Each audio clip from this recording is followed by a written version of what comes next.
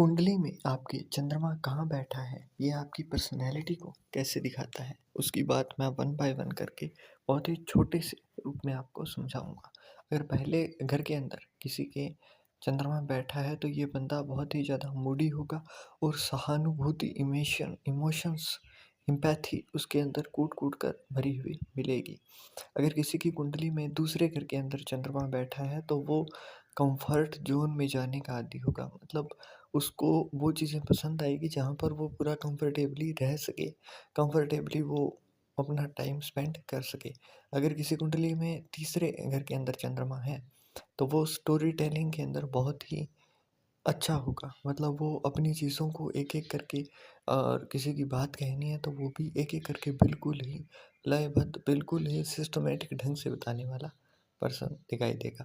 अगर किसी की कुंडली में चौथे घर के अंदर चंद्रमा है, तो ऐसा बंदा आपको घर की जान मिलेगा। मतलब कुछ लोग होते हैं ना जो घर के अंदर होते हैं तो बहुत ही ज़्यादा चहल-पहल रखते हैं, वैसा पर्सन आपको दिखाई देगा।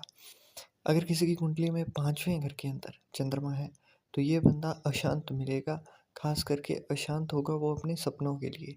रेस्टलेस ड्रीमर, इन लोगों के सपने बहुत बड़े होते हैं। बस इनको एक चीज़ का ध्यान रखना है कि अपने सपनों का बहुत ज़्यादा इधर-उधर गुण-बखान ना करें, थोड़े सिक्रेटिव रहना शुरू करिए। छठे घर की अंदर किसी के चंद्रमा मिले तो ऐसा बंदा स्वाभाविक रूप से ही देखभाल करने वाला होता है, सेवाभावी पर्सन आपको देखने को मिलेगा। अगर किसी की कुंडली में 7वें घर के अंदर चंद्रमा है, तो ये बंदा अपने पार्टनर के लिए बहुत ही ज़्यादा केयरिंग, मतलब उसका सहयोग करने वाला, उसके साथ हर कदम पर खड़ा रहने वाला मिलेगा। किसी की कुंडली के अंदर 8वें घर के अंदर चंद्रमा है, तो ये बंदा ऑकल्ट, मतलब रहस्यमय चीज़ों का और जो चीज़ें छुपी हुई होती हैं उनका गूढ़ रहस्यों के पीछे बहुत ही ज़्यादा प्रेमी, मतलब उन चीज़ों में लगाव रखने वाला आपको मिलेगा। किसी की कुंडली में 9वें घर के अंदर अगर चंद्रमा बैठा है, तो ये बंदा कल्पनाशील विचारक आपको मिलेगा। अगर किसी की कुंडली में 10वें घर के अंदर चंद्रमा है, तो वो बंदा आपको बहुत ही जेंटल लेगेसी का निर्माता मिलेगा। मतलब उसकी लेगेसी जो होगी वो बहुत ही जेंटली ड्रिवन होगी। बात करें 11वें घर के अंदर किसी के चंद्रमा है, तो ये बंदा कॉस्मिक कनेक्टर मिलेगा। मतलब ब्रह्म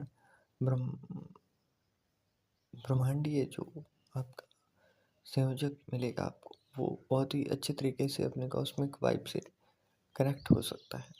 12वें घर के अंदर चंद्रमा है तो ऐसे लोगों में छुपी हुई कला मिलती है आपको। मतलब वो चीज़ें जो कि इनके अंदर एक आर्ट के रूप में है, परंतु इनको भी जैसे बजरंगबली जी हैं, उनको अ, जब सीता माता का हरण हुआ तो वहाँ पर जैसे याद करवाई गई थी कि भैया तुम उतने पावरफुल हो, तो वैसे ही इनको भी इनकी लाइफ में कोई चाहिए जो इनको बता सके कि इनके अंदर ये कला है। उसके बाद ये लोग निखर कर आते हैं बहुत ही अच्छे तरीके से।